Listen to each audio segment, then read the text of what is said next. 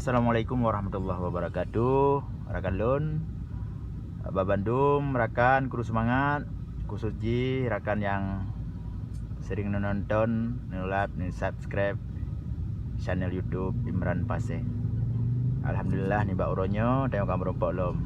Tanggal 11 Maret 2020 ataupun bulan mulia, bulan Rajab.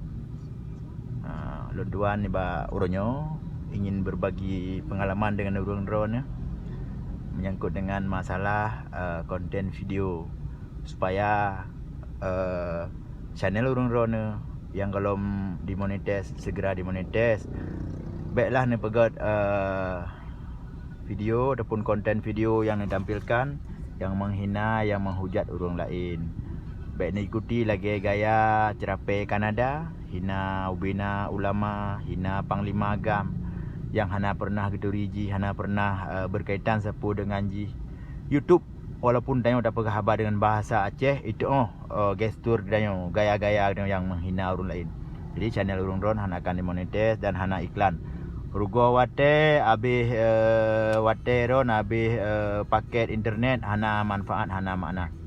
Jika ingin membuat konten yang bermanfaat dan kreatif, yang penting baik menghujat, baik menghina orang lain. Ni ciptakan sebuah video, ni pegat sebuah video yang jet dicok manfaat oleh orang lain. Buku dengan menyangkut dengan ilmu agama, ilmu pendidikan umum dan ilmu-ilmu lain yang bermanfaat. Cara ji harus murni video drone. Buku ni pegat haba, buku ni pegat berbentuk sesuatu, ni ciptakan sesuatu yang menghasilkan peng, benda yang jet ni pulau dan jet jingui oleh orang lain. Pukul melalui ni pegah haba melalui channel urang drone yang nan pedang studio mini kadang di rumah. Yang penting baik ni hujat orang lain dan baik ni ikuti gaya-gaya seperti gaya cerape Kanada. Karena cerapenya tahun 2000 dia jual HP gop di Johor di Malaysia, baru dikirim Norwegia. Norwegia kirim buka dan Denmark siatnya, baru Kanada ji menetap di Kanada. Ya. Meribe 10,000 aja subscriber. Apabila konten kita menghujat, memfitnah dan membuli orang lain, menebar kebencian terhadap kelompok lain, nyan han akan dimonetis dan hana itamang iklan. Yang saya lun pingat ke urang drone rakan-rakan, semoga sukses. Channel urang drone bu maju, bu berkembang.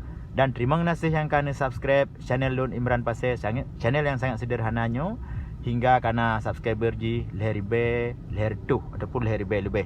Terima kasih berayut tak kurang drone. Salam ulun tuan, salam dari ulun tuan dari wilayah Samudra Pase ataupun wilayah Kota Pase, Kota Luk Semawe. Nyambarakan punya kemudahan urang drone.